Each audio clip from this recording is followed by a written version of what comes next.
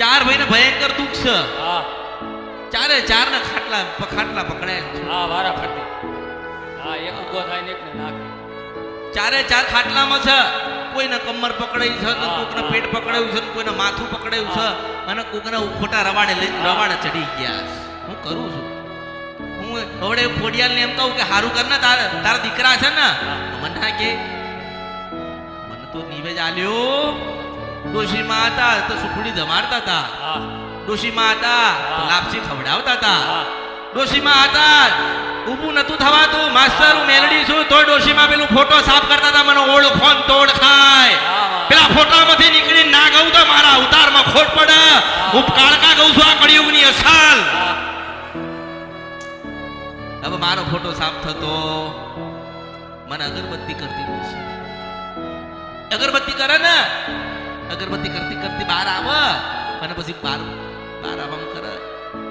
ખોડિયાલ ખોડિયાલ ખોડિયાલ તું રાજી રહેજે, મારા દીકરાઓનું હારું કરજે. આ દીકરા માન ભૂલી ગયા. હા ભૂલી ગયા માં. હું શું કરું હે, હું શું કરું? તોય હું કહું છું કે હું અસલ મેલડી કહું છું. આ કળિયુગની મને આભળી જાઉં, તને મળું કે ના મળું, હું તને મળું કે ના મળું, મને આભળી જા. અસલ મેલડી ગાતી હોય ને કળિયુગની અંદર, કોઈ ગાતું હોય ના ગાતું હોય, બોલતું હોય ના બોલતું હોય, બનતું હોય ના બનતું હોય, પણ હું અસલ કાળકા કહું છું, મેલડી કહું છું આ કળિયુગની અંદર કે પાવાગઢમાંથી ઉતરી. હા હું પાવાગઢમાંથી ઉતરી હા ઢેબરિયા તળાવમાં પડી. હા આ ઢેબરિયું તળાવ પંચમહાલ જિલ્લામાં છે. હા હું બતાવવાની અસલ ભીલ કહેવાય.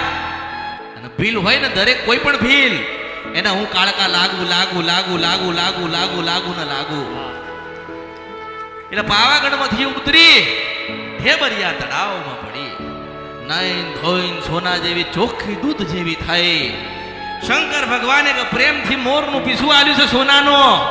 મારા અંબોડામાં ભરાયું મેલડી છો, સોનાનો સુવર્ણ રખાયો મેલડી છો. મારો ભગવો ભેખુજો કર્યો ને કૂદકો મારી મારા રથમાં બેઠી.